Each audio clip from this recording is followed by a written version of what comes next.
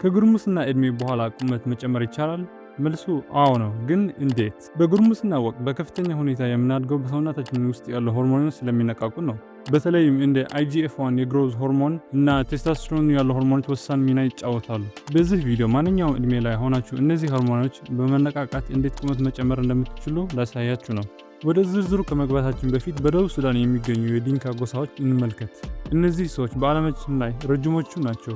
ለምን እንደዚህ ሊረዝሙ እንደቻሉ ምርምር ሲደረግ ትልቁ ሚስጥር አመጋገባቸው ነው። የዲንካ ሰዎች በብዛት የጥሬ ወተት ተዋጽኦዎች፣ ማሻላ፣ በቆሎና ስጋ ይመገባሉ። ስለ ሆርሞኖች ስንመጣ የግሮዝ ሆርሞን በጭንቅላታችን ውስጥ በሚገኘው ፒቱታሪ ግላንድ የሚመሰረት ሲሆን ስራ ህዋሳት ማደስና እድገት ማዘዝ ነው። ነገር ግን ለቁመት በቀጥታ ተጠያቂ እሱ አይደለም። ዋናው ቁልፍ IGF-1 የተባለ ሆርሞን ነው። ይህን IGF-1 የሚመረተው የግሮዝ ሆርሞን ወደ ጉበት ሲሄድ ነው። ይህ ሆርሞን ከ15 ዕድሜ አካባቢ ጣሪያ ይነካና ከዚያ በኋላ እየቀነሰ ይሄዳል። ታዲያ እንዴት መልሰን እናነቃቃው?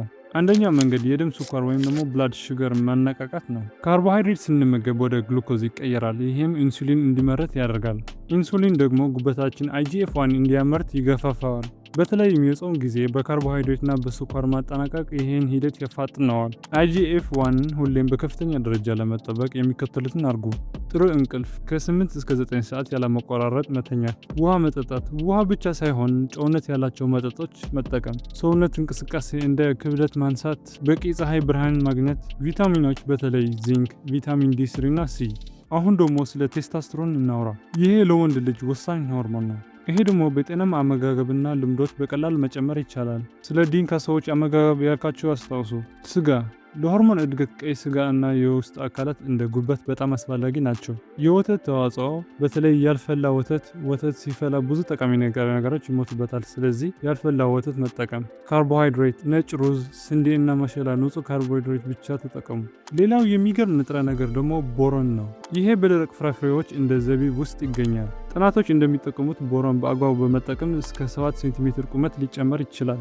ከአጥንት ጥንካሬ በተጨማሪ ካልሲየም በአጥንት ውስጥ እንዲቀመጥ ይረዳል። ስለ ኮላጅን ሰምታችሁ ታውቃላችሁ? ከአጥንታችን ውስጥ ከካልሲየም ቀጥሎ በብዛት የሚገኘው እሱ ነው። አጥንት እንዲጠነክርና እንዲያድግ ያደርጋል። ኮላጅን ከስጋ መረቅ እና ከዶሮ እግር ማግኘት ይቻላል። ስፖርትን በተመለከተ ደግሞ እንደ ቮሊቦል እና ባስኬትቦል ያሉ ከፍተኛ እንቅስቃሴ የሚጠይቁ ስፖርቶች ምርጥ ናቸው። መሮጥና መዝለል በአጥንት ላይ ጫናን በመፍጠር አጥንቱ ሲጠገን ረጅምና ጠንካራ ሆኖ እንዲያድግ ያደርጉታል።